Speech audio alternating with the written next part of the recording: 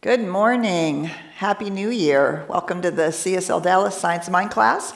I'm Dr. Petra. I'm glad you all are in the room. I'm grateful that you all are joining us online as we dive into a whole new section of the science of mind.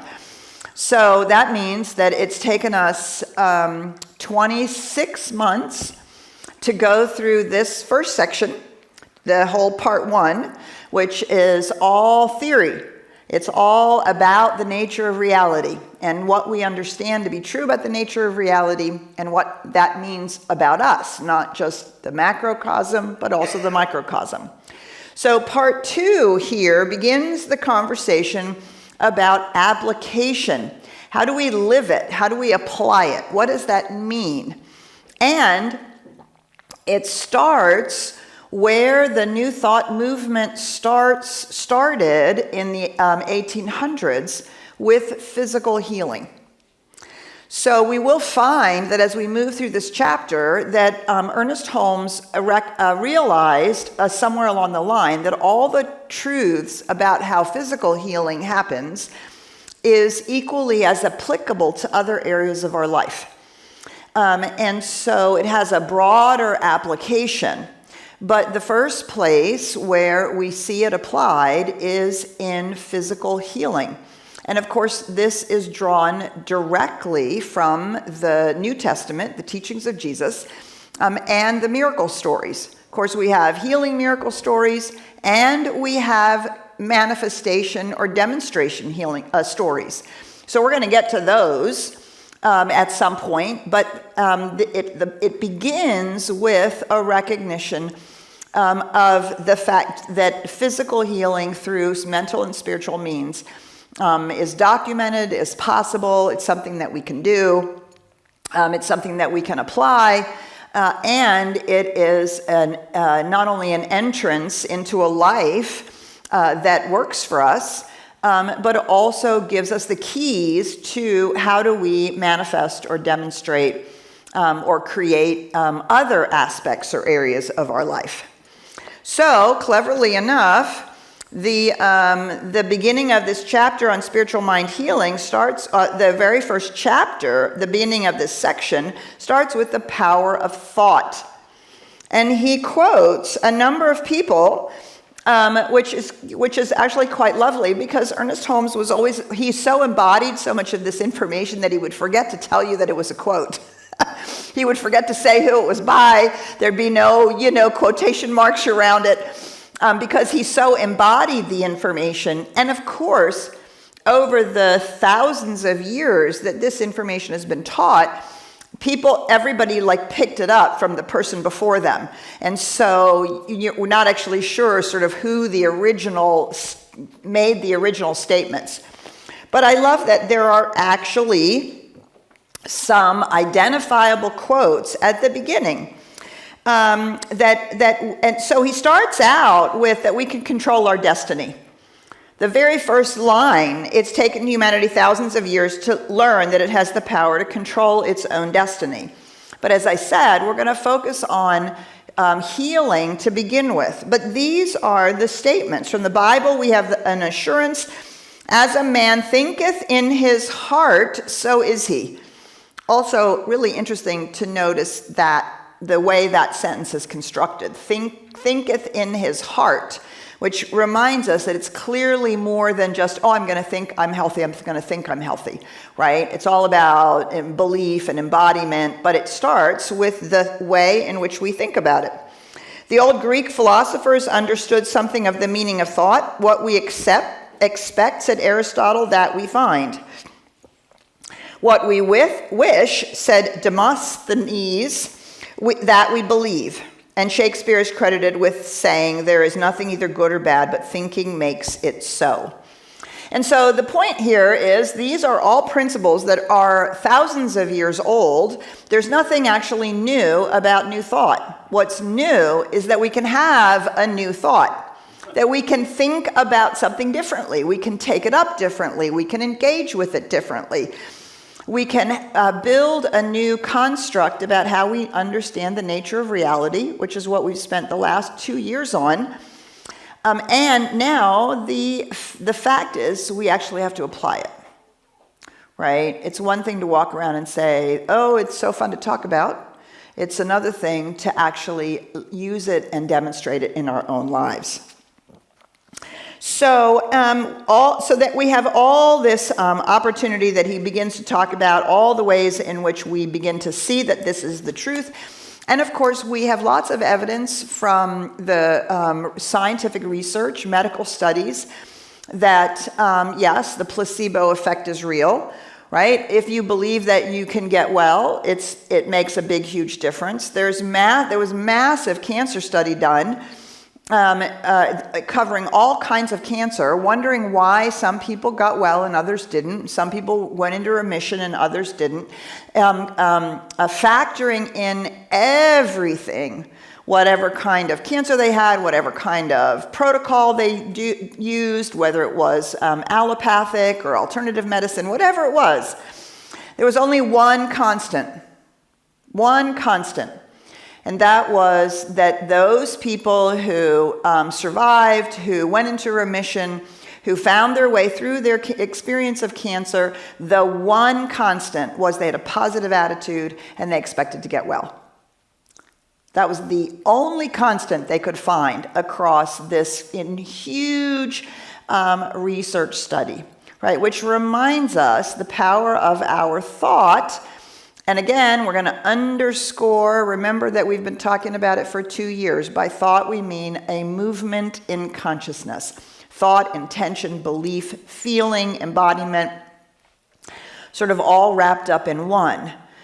But we access it with our use of our conscious thought. So there's lots of evidence, and the evidence continues to mount.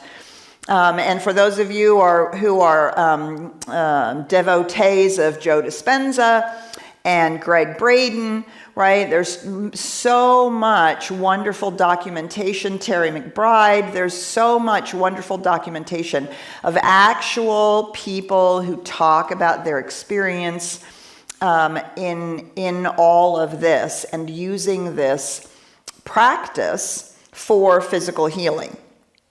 So the basis of mental healing here, we're on the page 138, is that we are surrounded by an infinite intelligence, right in the middle of that page, the second paragraph in that little section. We are surrounded by an infinite intelligence. Now, I love what he says here at the beginning of the next paragraph. We comprehend the meaning of infinite intelligence only in a small degree. Right? Let's be clear. We are not, our finite human consciousness can't embrace all of infinite intelligence. However, we are spiritual beings. And so we do sense the presence of an intelligence which is beyond our human limited comprehension.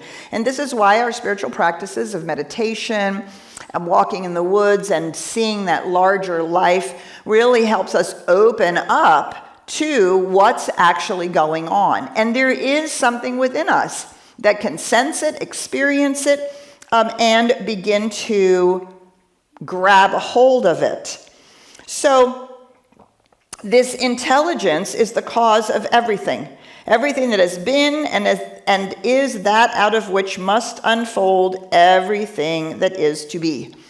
Right? And all you have to do is look at nature. That's what New Thought consistently does, rather than look to the heavens, to a God that's outside of itself, outside of us, outside of our experience, but actually to look at nature. And the reason we look at nature is because we believe implicitly and have experienced implicitly the Hermetic teaching as above, so below.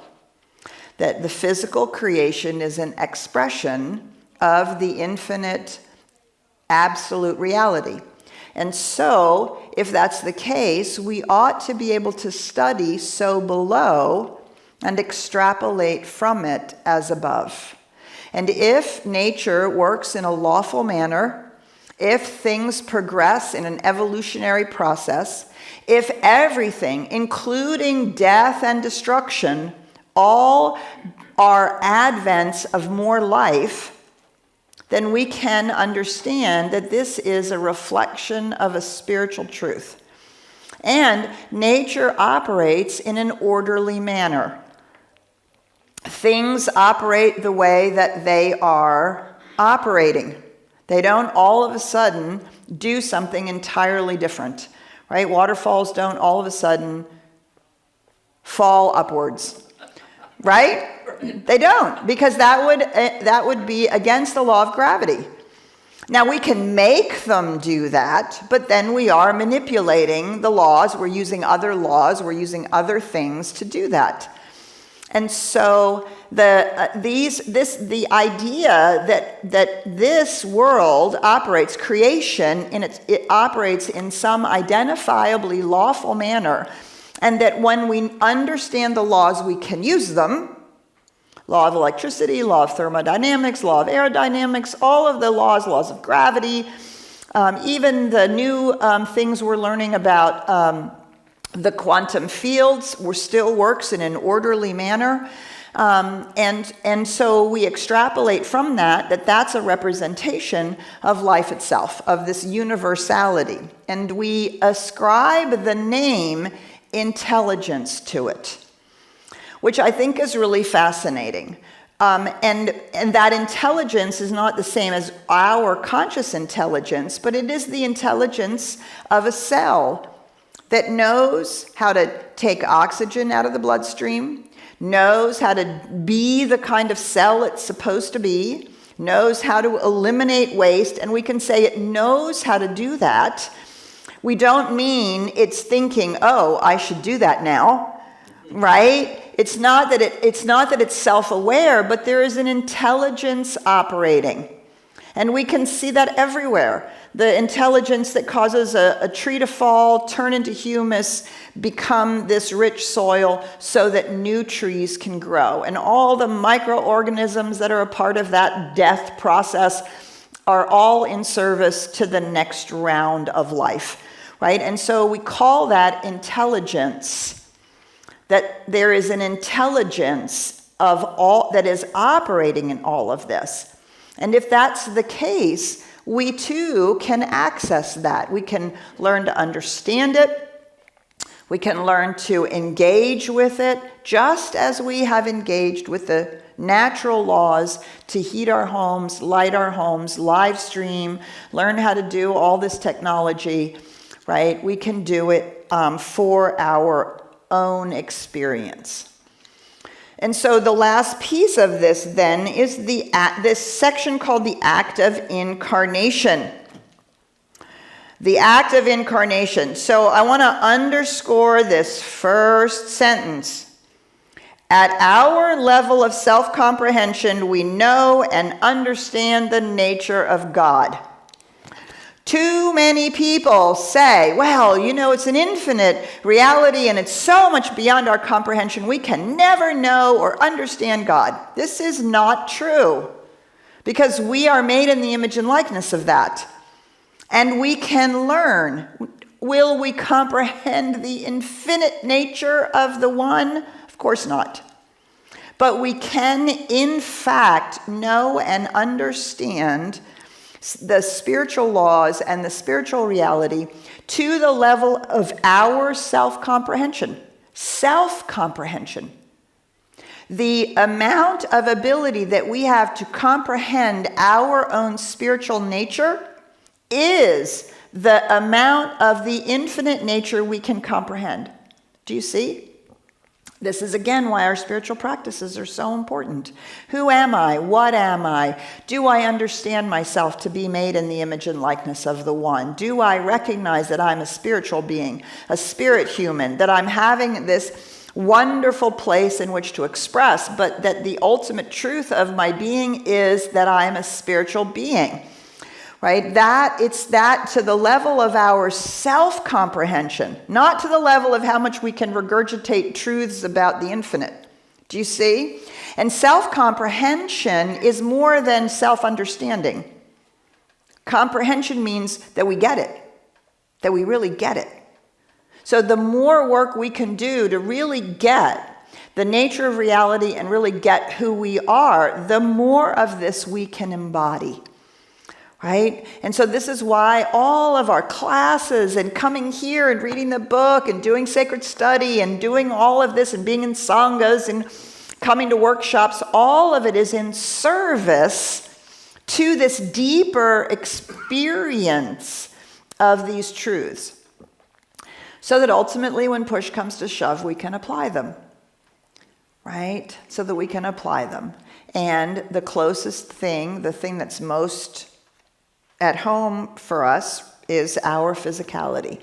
We know that if our health is not great, or if our body is not doing well, that impacts every area of our life. And it is so often the place in which we start. And so, so Unity was started because Myrtle and Charles Fillmore, they went and they had these amazing experiences and documented healings. Divine Science was started by Melinda Kramer and other names not coming to me. Annie Ricks, I think, and Melinda Kramer also documented physical healings through the practice of the presence and the bringing on this new awareness. The practice of the presence, meaning the presence is here, practicing that it's here. And Ernest Holmes, his very first documented healing was, he was a playground director in California, in Venice, California. And one boy came to him one day and said, I get teased with all these warts. I have all these warts on my hands and everybody's teasing me and it's awful and I hate it and I don't like it. And Ernest Holmes says, well, do you think this can be taken care of? And he said, well, that's why, the little boy was like, well, that's why I'm talking to you. And so Ernest Holmes did the first simple healing when he did his own spiritual work, recognized that he could, with the power of thought, he could teach this little boy how to get rid of these warts. And so he gave him some instructions, did his spiritual work. And, a few weeks later, the little boy came back. They're gone, and they stayed gone. And Ernest Holmes went on to, over the course of the first portion of his work, to have a healing sanatorium in California. 10,000 people came, and over that period of time had healings of all kinds. Some of them psychosomatic healings, and many of them actual physical healings, up to and including healing addiction. And so that's where it started, right? And then the idea was, well, if this is the case, then we should be able to extrapolate from this other areas of our life. But the first one that we work on is with our physical healing.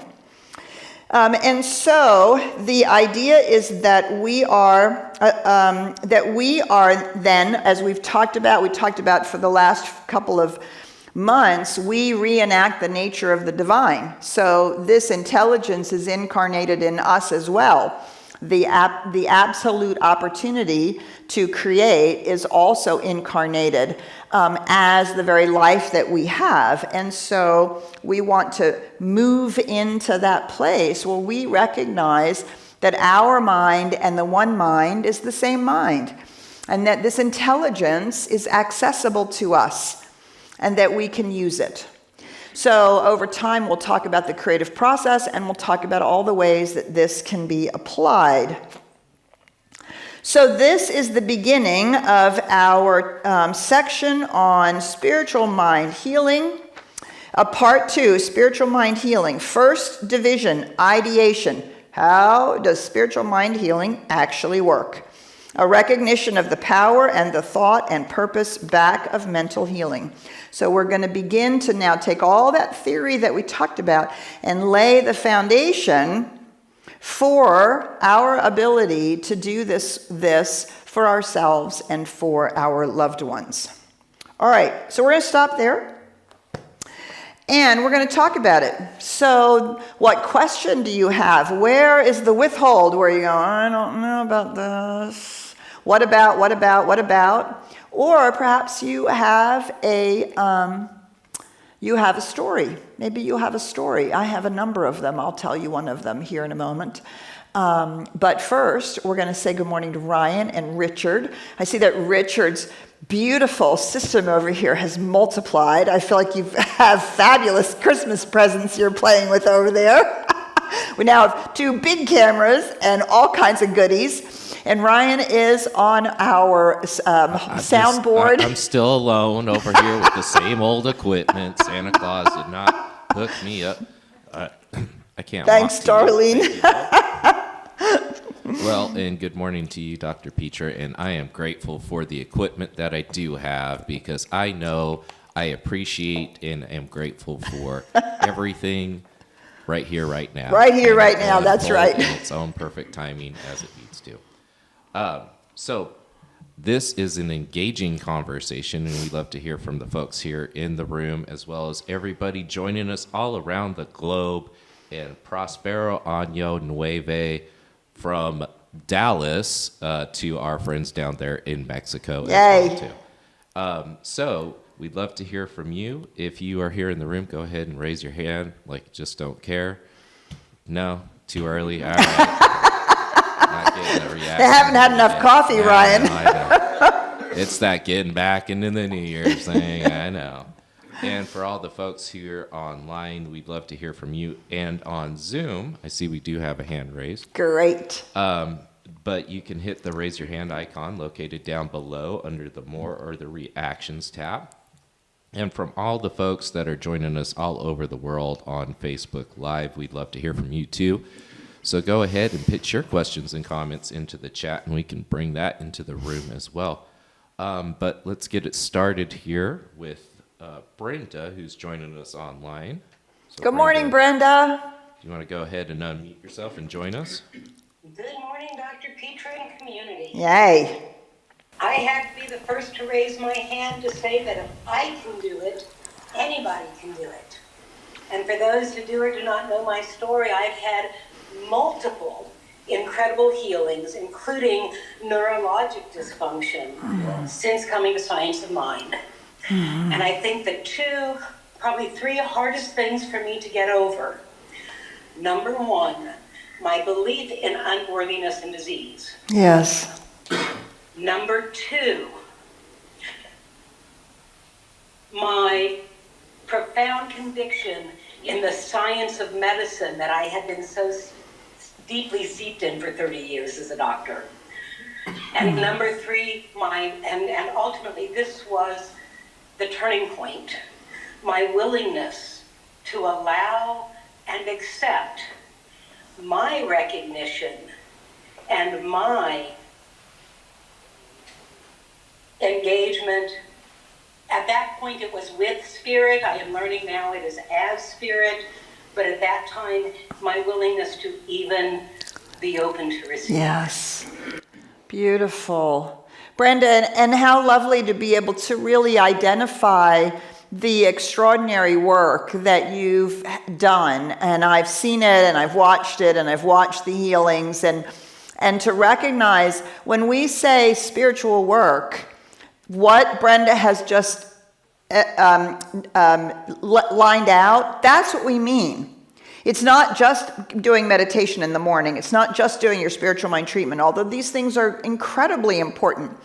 But it is the daily practice of paying attention to our thoughts and our feelings and how we're engaging with it, where we're placing our attention, what we expect to happen and to work, and to really see where are we caught in, well, this is just the way the world works, and our scientific facts, and how do we bridge that gap? And I love that you said, it started out with one with spirit. We start where we start. There's nothing wrong with that. There's nothing wrong with starting with a purely intellectual understanding about it, and begin working it, and begin processing it, and begin, well, if this is true, and I'm going to intellectually understand that this is true, well, what might that mean? How might I apply it? What might I believe, right? And we work it, and we work it, and we work it. And Brenda, I have seen you work it, and I'm so grateful that it has worked, that is working for you. in the way that it is. So thank you so much for sharing that and being able to, we need to be inspired by each other's stories. This is not just, oh, we hope it will work for you. There's so many people of beautiful stories to share. So thank you so much, Brenda. All right, I see Ryan. Yeah, and not to call Brenda out, but I'm going to call Brenda out because I too, in fact, see Brenda dancing every time I'm here on Sunday celebrations in the back. So I know I see that healing for you as well. Yes, it's beautiful. Thank you so much. All right, we have a comment here in the room. Before we go to that, let me ask the question. Yes. It asks, what are the most important ways that science of mind principles of physical healing apply to healing other areas of your life, such as relationship, traumas, etc.? Well, that is a huge question, and it's easier to answer once we've spent some time working on physical healing. But I will say two things. The first is we work on physical healing because we believe that our body is ours. We feel like we live inside our body, and so it's accessible to us, right? So I can say, oh, this cut has to heal. I'm going to heal this cut by doing whatever I need to do on it, but it's a part of us. We often look at our relationships or our money or our job or things like that, and we say, well, I don't know how anything that I do is going to affect that because that's out there. And so the way that we want to apply that, right, is to remember that this intelligence and these principles are everywhere. And we live inside that oneness. So just as our consciousness is impacting our cells and our body, so our consciousness does in fact impact everything because we're all part of the same oneness. And so this oneness is a critical starting point. And what I see a lot of people do is like, oh, I know we're one. We're one human family. No.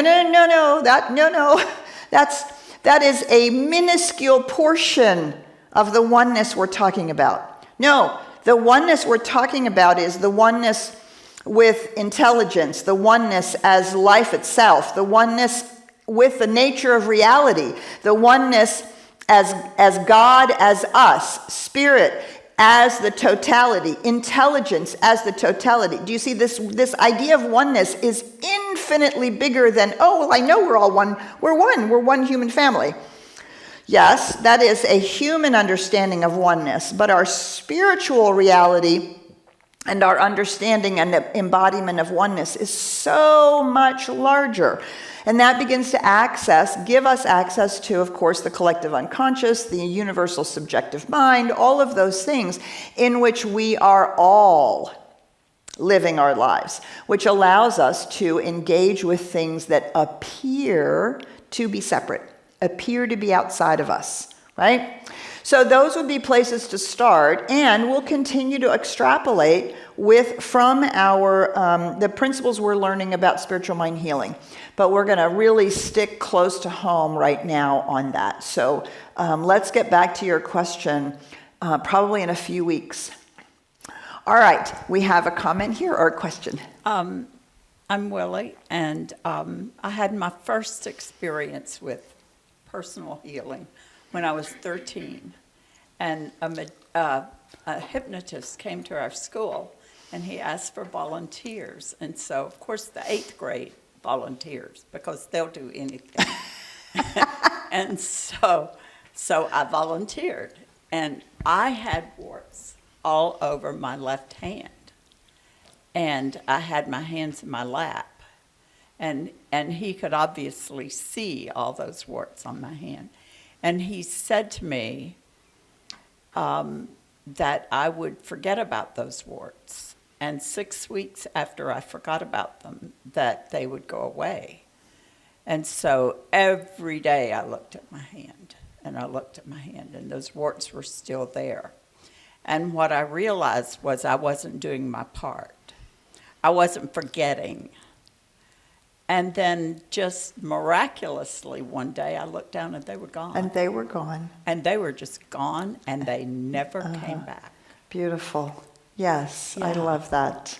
And that was just the first of many. But, Right. And but that's my favorite. it's a great story, and I love that it illuminates that when we become obsessed with the physical thing that might be going on with us, we can hold it in place, right? And there is not a denial that we're having it, not a denial like, oh, I'm not going to do anything about it, but not this constant obsession with it. So that is beautiful, and then there you go. There you go. I love that. Thanks, Willie. All right, Ryan, come back to you. Yeah, I'm going to call on Shauna. Shauna, do you want to go ahead and unmute yourself and join us? Good morning, Shauna. Good morning. Happy New Year, everybody. Happy New Year to you. Planning a glorious 2025. But I just want to sort of add something to Brenda and say thank you to Brenda. It's amazing how you practice and you go to classes and you hear things and you practice them more, and then all of a sudden something that you heard years ago just strikes that chord.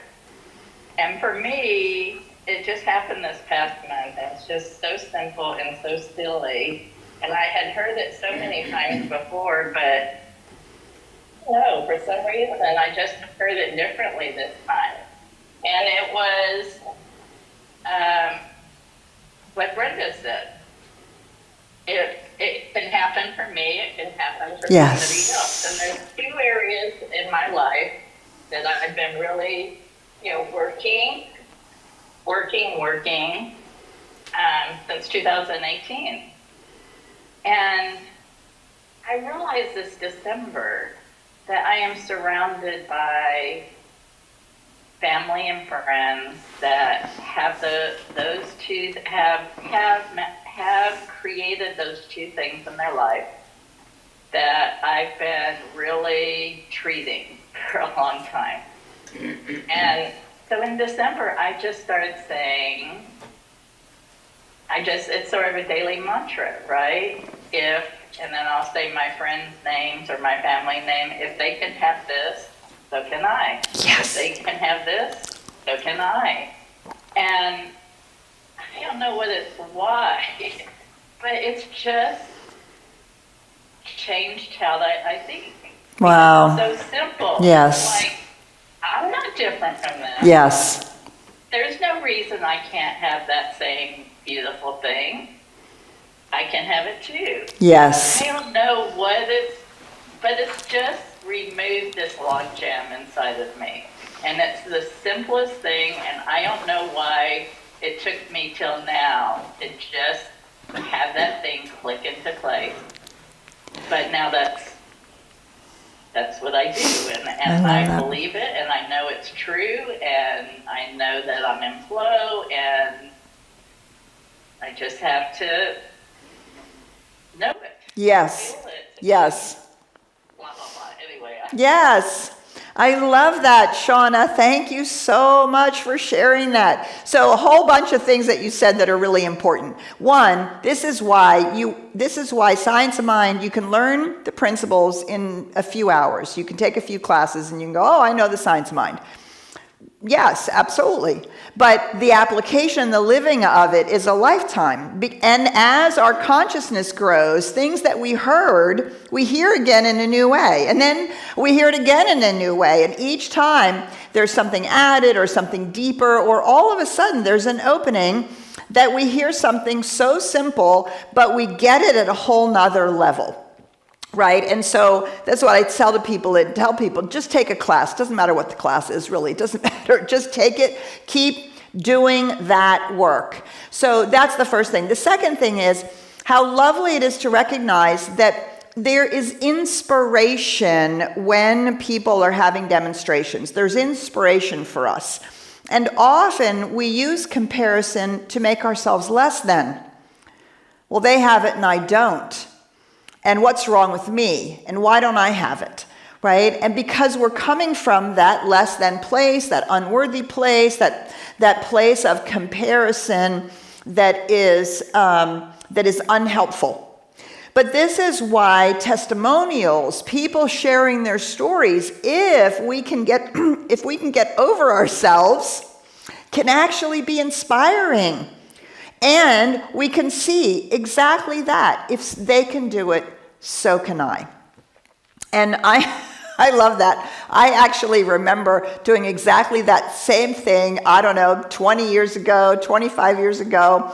A minister was at a convention, and they were all excited. They were sharing how somebody had just donated $1 million to their community. And I went, oh, well, if they can have that, so can I. So can we here at CSLDallas. Within 6 months, somebody donated $1 million to CSLDallas. Right? If they can have it, so can I. And I loved what you said, work to believe it. Right? We start with the revelation, and then we keep working. And so that believing, sometimes I think it's worth changing the word belief to accept. And I think we sometimes use the word acceptance to just, well, I'm accepting the lesson because obviously Spirit wanted me to have that. I think that's just all nonsense. Ernest Holmes uses the word acceptance over and over and over again. And it is the acceptance that the belief that I'm saying, or the words that I'm saying, it's accepting them as true. Right? That's the acceptance that he's talking about over and over and over again. And so, Shauna, when you said that, and I said, oh, and you said, oh my God, if they can, I can too. I'm surrounded by people who have it. I can too. I heard in your voice the acceptance of that statement. This is why we do affirmations. Affirmations are like Chinese water torture on our false beliefs. Right? And we're just dripping it in there over and over and over and over again until we accept something different. And it is the acceptance of it that turns it into a belief. Not the, I'm going to believe this. That's the intellectual beginning of it, right? And there's nothing wrong with starting there. But it is when we accept it to be true that we have turned it into a belief. Ernest Holmes calls that subjectifying it. We have planted it into our subjective mind, and therefore planted it into the creative process, and the law must now manifest that, because that's what it does. In an orderly, intelligent process, it must now bring that forward. Right? And so the acceptance of it. And so this is why it's so important to hang around with people who are willing to be happy with other people's demonstrations. Right? And practice that yourself. Ooh, man, that was a good few years of practice for me, because at first it was, well, why do they get to have it? And I'm over here doing my work and I don't get to have it. I don't have it. And I love the phrase, comparison is the death of joy. That kind of comparison is the death of joy. Right? And so it's hearing stories not to compare, but to allow it to lift, to allow it to inspire, and to say to ourselves, if they can do it, so can I. Not in some arrogant, well, if they can do it, so can I. Like, who do they think they are? No. In a real ability to be inspired, if they can do it, so can I. And so why do we need that so much? Because we all believe we're the great exception. Because we still believe ourselves to be separate. It is in the healing of the sense of separation that we stop being the great exception. Well, it works for her because she knows how to do it. Well, it works for him because he's been doing it for a long time. Oh, it works for her because she's so much better at spiritual mind treatment than me. Oh, it works for them because and all the reasons why it works for that person with the implication, but not for me. And that is, whenever we find ourselves having those kinds of thoughts, we are accessing our sense of separation. Everybody else is a part of the one but me. I'm so flawed, unworthy, imperfect, whatever it is. I've had so much trauma. I've had so many things, beliefs that have been laid down that cause me to believe that I am less than what I am, right? So therefore, I can see it in you and you and you and you. Of course, I can see it in you, but not for me. And so this is a powerful, simple practice. Right? This is a whole nother spiritual practice. If someone can do it, anyone can do it. Do you see? That's what makes it a universal principle. If that were not true, we would not be working with truth with a capital T. It has to be universally true. So the truth is, if anyone can do it, everyone can do it. And it is limited only by our ability to accept these truths as true and to operate out of them. That's the sole limitation we have, which is both annoying and liberating, right? It's annoying because we have to take responsibility for that. It makes us feel bad, and then you flog ourselves with it. But it's liberating when we say, well, but if that's true, then I can actually do something about it, because it's actually accessible to me. All right, I saw a hand in the back. Hi, Darlene. I think I'm going to save it till next week. Okay. Because I gotta think on it the way I want to say it, because it's going to come out wrong. Oh, And I okay. don't know if I got enough time. Okay, well, you have 6 minutes. Oh, okay. Well, then I'll say it. Yeah, go. Do it. What works for me in 2025 and is accepting my individual intelligence. Uh-huh. Because the concept, and I'm totally not just letting it go, the concept of comparing myself to be in the image of God was, when I looked at every dimension of myself as an African American, as a lesbian, as a woman, as a black woman, me and that God don't agree. Meaning that I felt separated, I had to be approved or condemned to hell, or I'm not good enough, or to measure up to the image of that God. So individual intelligence works for me now, Great. because I can imagine, I can create, I am beauty. What is beauty? Beauty Yes. is the energy on the wings of joy for me. Yes. Beautiful. And so with looking at going from, for me, more than just knowing and walking in that intelligence, is accepting that I am individualized intelligence. Mm-hmm. And I can have Right. whatever is in that. So the challenge is walking in 2025. How does that look? Embodying that, feeling into that. Yes.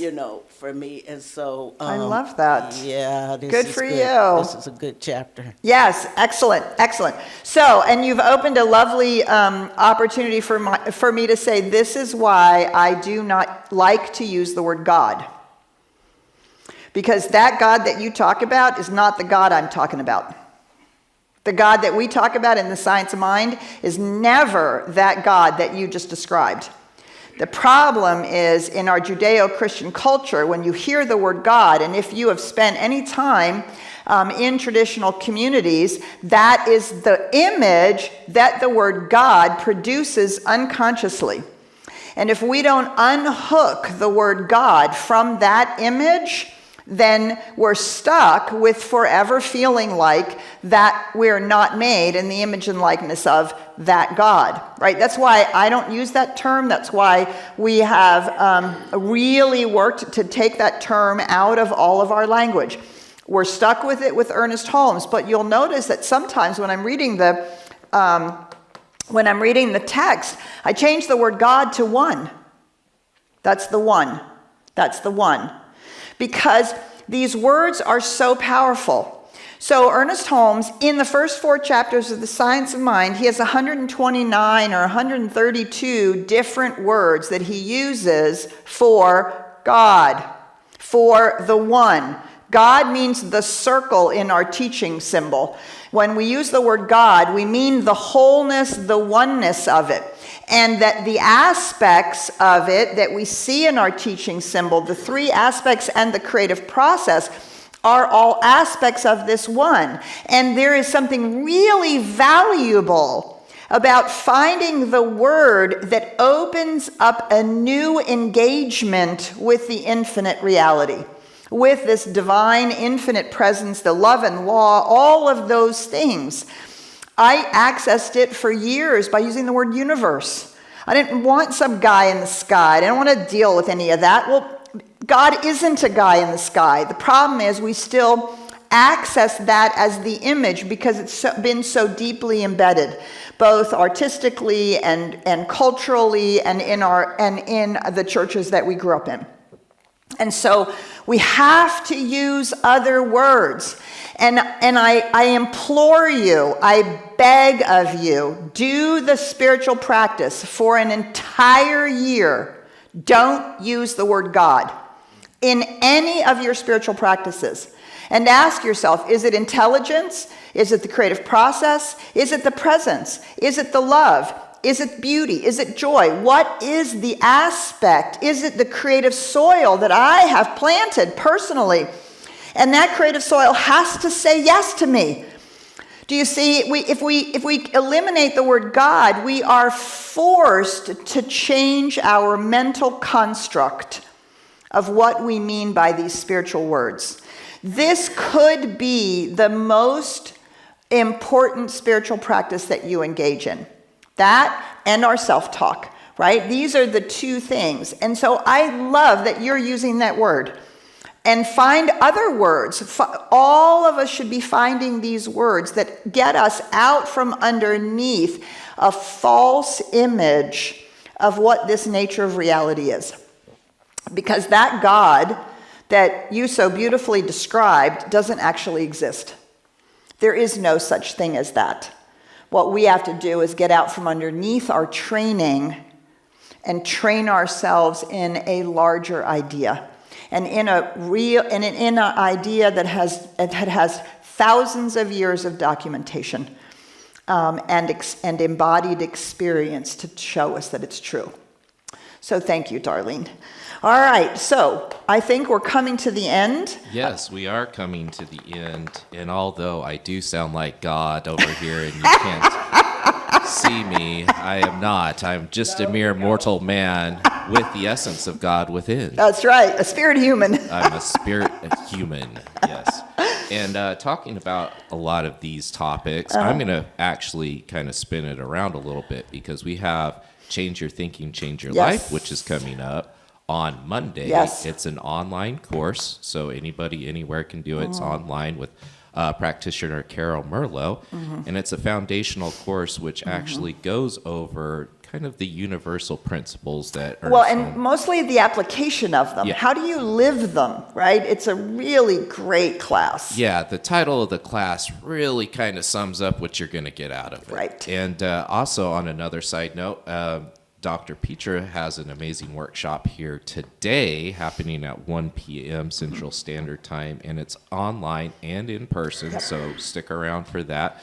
Dr. Petra, you want to explain a little bit more about what they're going to take away from today's workshop? Yeah, it's going to be an opportunity once again to sort of set up for 2025, and we're going to look at it a little differently, do a little meditation, deeper in meditation, imaginative work, and we're going to talk about explore not so much manifesting specific things that we think need to be fixed, but how do we create 2025 to be the kind of year we want it to be in a more overarching way. So it's really going to be great. 1 to 3:30 Central Time. Yeah, and so if you haven't registered, you can do so by going to our website, CSLDallas.org. On the events page, you'll see it coming up for today. Yeah, today. And then don't forget Carol's class. And if you haven't been in a class for a while, it's a perfect class to get re-engaged, to remind you to hear it again. Like Shauna so beautifully said, oh my God, I've heard these words before, but I get them in a whole new way.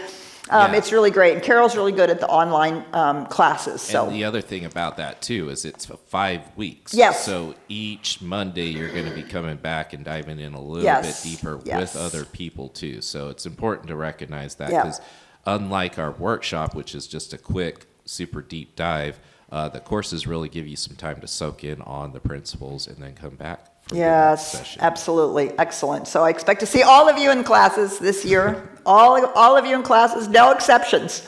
All right. Happy New Year. Happy 2025. We'll see you in the celebration here in just a little bit or in a class in the near future. Thanks. Bye for now. All right.